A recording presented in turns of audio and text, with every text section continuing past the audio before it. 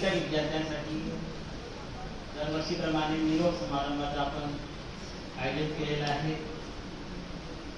या कार्यक्रमाचे अध्यक्ष अर्थात आपल्या महाविद्यालयात नव्याने निवडून झालेल्या आपल्या महाविद्यालयाच्या प्राचार्या डॉक्टर लाड मॅम, आमचे मित्र प्राध्यापक डोंगरे सर, माझे सहकारी प्राध्यापक ढवळे सर, राणी मॅम, माझी इतर प्राध्यापक वर्ग आणि माझ्या लाडक्या विद्यार्थी मित्रांना, आजचा हा जो निरोप समारंभ कार्यक्रम आहे, आपल्या जे ज्युनियर कॉलेजचा जो मीन आहे, आपल्याकडे 11वी पासूनच क्लासेसची सुरुवात होते आणि त्याच्यामुळे 11वी आपलं असंच हसत खेळत जात असते, कारण ते सप्टेंबर नंतरच कॉलेज जवळपास सुरू होत असते। 11वी कशी सुरू होते आणि कशी संपते याची काही आपल्याला कल्पनाच येत नाही। एकामेकाची ओळखी करता करताच 11वीची फायनल एक्झाम येऊन जाते आणि आपण फारसे एकमेकाला ओळखत पण नाही आणि 12वीत आल्याबरोबर आपल्याला अभ्यासाचं टेन्शन येते, आम्हाला कोर्स कंप्लीट करण्याचं टेन्शन येते। पण त्याही याच्यामध्ये परिस्थितीमध्ये तुम्ही आमच्याकडे जी ऍडमिशन घेतलेली आहे की सर्व विद्यार्थी चांगल्या मार्काने पास झाले पाहिजे ही आमची सगळ्यांची इच्छा असते। आम्ही सर्व प्रयत्न करत असतो, आपापल्या परीने कोर्स कंप्लीट करत असतो। एखाद दुसरा लेसन राहून गेला तरी आपण एवढे ज्ञानी आहात, जाणकार आहात की तुम्ही घरी पण करू शकता। कारण कॉलेजमध्ये टीचरने शिकवायचंच असते असं नाही, फक्त त्यांना गायडन्स करायचं। आम्ही तुमचे मेंटॉर असतो, आम्ही तुमचे टीचर्स नाही। प्रायमरी मध्ये वेगळं असते, घरून बसवावं लागते। खूप सारे असे विद्यार्थी होते की आम्ही शिकवण्याचा प्रयत्न करत होतो, आम्हाला मग पडत होते। आम्ही नसताना क्लासमध्ये बसत होते, जसे टीचर क्लासमध्ये यायला लागले का ते उठून पडत, त्यांना त्याच्यामध्ये इंटरेस्ट होता, कारण त्यांच्यात त्यांना दुसऱ्या गोष्टीमध्ये इंटरेस्ट असते। पण आता मात्र तुम्हाला सिरियस होण्याची वेळ आलेली आहे, कारण 10 तारखेपासून आपली एक्झाम सुरू होणार आहे। आता अभ्यास करायची तर वेळ निघून गेलेली आहे। आता किती अभ्यास करतो म्हटलं तरी तेवढा काही फायदा होणार नाही, त्यांनी सुरुवातीपासूनच अभ्यास केलेला आहे, कारण वेळेवर काही होत नसते। आता फक्त आपण चिंता करत असतो की माझ्या क्लासवर कोण लागणार आहे, त्याच्या समोर पाहत असतो, बरोबर आहे ना। मागच्या वर्षी भानगड तुम्हाला माहित आहे। मागच्या वर्षी काय झालं होतं, आपल्या कॉलेजचे टीचर हे दुसऱ्या कॉलेजमध्ये गेले होते, दुसऱ्या कॉलेजचे टीचर हे आपल्याकडे आले होते आणि त्याच्यामुळे आणि ते वर्षभर बोलायला माहित नव्हतं, ते वेळेवरच झालं। पण तुमच्यासाठी एक थोडीशी आनंदाची गोष्ट आहे की ती सिस्टीम आता यावर्षी बदललेली आहे।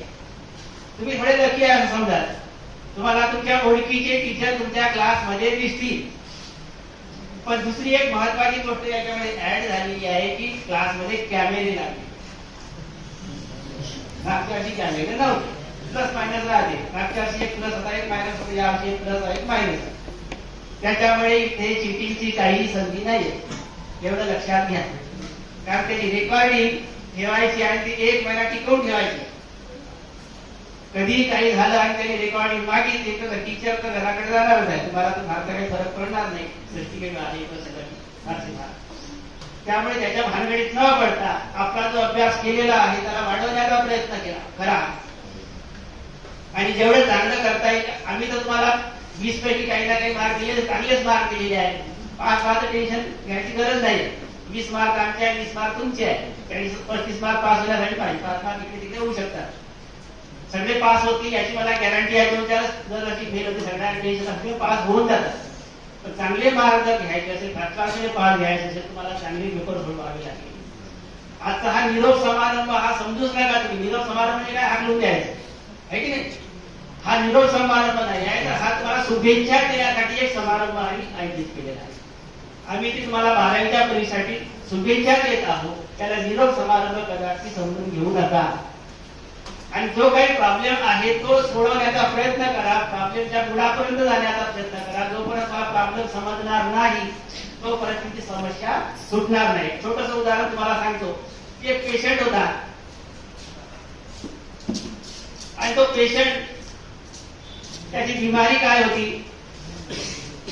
की तो जिथे हात लागेल, बोट लागेल तिथे त्याला दुखत होतं।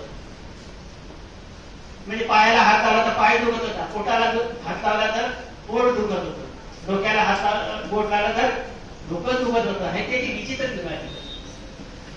तो पुष्कळच्या दवाखान्यामध्ये गेला, लाखो रुपये खर्च केले जाईल आणि प्रत्येक डॉक्टरने आपापल्या पद्धतीने प्रयत्न केला त्याच्या बिमारीचं निरासन करण्यासाठी. प्रत्येकाने आपापल्या पद्धतीने वेगवेगळ्या गोळ्या लिहून दिल्या, पण त्याची बिमारी काही कसत नव्हती. कारण बिमारी कोणती आहे हे कुणाला समजत नव्हतं. खूप सारा खर्च झाला, तो बरबाद झाला, म्हणजे गरीब झाला, पैसे सगळे संपले. शेवटी गावातल्या एका हकीमकडे गेला. तो वैद्य हकीम जो असतो गावगोटी काय करतो, तो इलाज करतो, जडीबुटीचा इलाज करतो. त्याच्याकडे गेल्याबरोबर तो टेझास्कोप लावत नाही, काय करतो, नाडी पाहतो, बोटाला बोट दाबून तो त्याला इलाज करण्याचा प्रयत्न करतो. त्याला सांगितलं वैद्य साहेबांनी, मी जिथे बोट लावलं तिथे दुखतेच, बिमारी काय आहे लक्षात येत नाही. तर त्यांनी पहिल्यांदा नाडी चेक केली आणि नंतर त्याचं बोट चेक केलं, बोट धरून दाबलं. बोट दाबल्याबरोबर तो म्हणते आहा, काय झालं, त्या बोटाला काटा रुचलेला. काटा रुचलेला असल्यामुळं तो बोट जिथे जिथे लावत होता तिथे दुखत. समस्या कुठली होती, बोटात होती. आता इकडे तिकडे चेक करून आपला पैसा बरबाद करतो. त्याच्यामुळे समस्या कुठे आहे हे आपल्याला पहिलं पाहिलं पाहिजे, त्याच्यानंतर त्याच्यावर उपाय केला तरच आपल्या समस्या विकतील, नाही तर त्या तशाच्या तशात राहतील. समजा एखाद्या विद्यार्थ्याला अभ्यास करायचा कंटाळा येत असेल, त्याचा अभ्यास बरोबर होत नसेल, मन लागत नसेल, तर का लागत नाही याची आपण पहिले अगोदर पाहायला पाहिजे की आपला अभ्यास का होत नाही. का होत नाही, एक तर तुम्ही मोबाईल जवळ ठेवत असाल आणि त्याच्यावर मेसेज टुनटुन वाजत असेल आणि त्याच्याकडे दहावी लक्ष द्यावत असेल. समस्या कुठे आहे, मोबाईल मध्ये आहे, तुमच्या अभ्यासामध्ये नाही आहे. जर मोबाईल आपण आपला अलग काढून ठेवला तर तो खरंच तुमचं लक्ष कुठे राहील, त्या अभ्यासामध्ये लागेल आणि तुम्ही काहीतरी करू शकाल. 12वीचं जे वर्ष आहे ते अतिशय महत्वाचं आहे, तुमच्या कॅरियरला दिशा देणारा आहे. आर्ट कॉमर्स घेतलं म्हणून आपण काहीच बनू शकत नाही असं नाही. आता सरांनी सांगितलं की आपण डॉक्टर किंवा इंजिनियर बनू शकत नाही, तर आपण काय बनू शकतो, कलेक्टर बनू शकतो. आर्ट कॉमर्सवर काय बनू शकता, कलेक्टर बनू शकता. सायन्सचे विद्यार्थी बनू शकत नाही, कारण त्यांचा तो अभ्यासक्रम नाही आहे. त्याच्यामुळे कोणत्याही गोष्टीला पॉझिटिव्हली घ्यायचं. कोणत्याही व्यवसायामध्ये गेलं तर आपल्याला त्याच्यामध्ये पेच करून दाखवायचं आहे. कोणताही व्यवसाय करा, वाटल्या चांभार बना. चांभार काय करतो, डोळे शिवतो, बरोबर आहे ना. जर आपण चांभार बरोबर डोळे शिवण्याचा व्यवसाय केला तर असा डोळा बनवण्याचा आपला मानस असला पाहिजे की आपला डोळा कधी घातला पाहिजे, अमेरिकेच्या प्रेसिडेंटनी घातला पाहिजे. असा डोळा आपल्याकडून तयार झाला पाहिजे. आपण त्याच्यामध्ये बेस्ट झालं पाहिजे. कोणतेही काम कमी किंवा जास्त नसते. आता जेव्हा मी आलापल्लीमध्ये फिरतो तेव्हा माझे पुष्कळशी मुलं वेगवेगळ्या दुकानामध्ये काम करतात. मी स्वामींचा माझ्या मुलीसोबत फिरत होतो आणि एक मुलगा भेटत होता, जे शूजचं दुकान होतं, त्याच्यामध्ये माझे 1-2 विद्यार्थी मिळाले. माझ्या मुलीला सांगितलं हा माझा स्टुडंट आहे. नंतर पेट्रोल पंपवर गेलो होतो, तिथे माझे 1-2 स्टुडंट दिसले. तिला सांगितलं हा पण माझा स्टुडंटच आहे. कपड्याच्या दुकानात गेलो, तिथं पण 1-2 माझे विद्यार्थी होतेच. घरी गेल्यावर माझी मुलगी म्हणे, पप्पा तुमचे सर्व स्टुडंटचं पेशंट का असंच झालेलं आहे का. म्हणजे कोणाच्या कपड्याच्या दुकानात, कोणाच्या चपलेच्या दुकानात, कोणाच्या पेट्रोल पंपवरती, कोणी वर्ष गेलेलं आहे का. गोष्ट गेली आहे. मी माझ्या आयुष्यामध्ये एक विद्यार्थी मेरिट मध्ये पण आणला आहे. तिला सांगितलं यावर्षी मला 25 वर्ष पूर्ण झाले. मॅडमला सांगितलं मी 18 डिसेंबर 2000 इथे जॉईन झालो होतो. त्यानंतर माझी कुठेही बदली झाली नाही. 25 वर्ष मी अविरत इथे सेवा देत आहे आणि या 25 वर्षामध्ये मी कधीही मेडिकल लीव्ह घेत नाही आणि मी स्वतःला फिट ठेवण्याचा प्रयत्न केला. अशा तुमच्यासारख्या अनेक बॅचेस मी काढलेल्या आहेत आणि जिथे जिथे माझे स्टुडंट मला भेटतात किंवा ते रिस्पेक्ट मला देतात, कारण मी कधी कुणावर रागावत.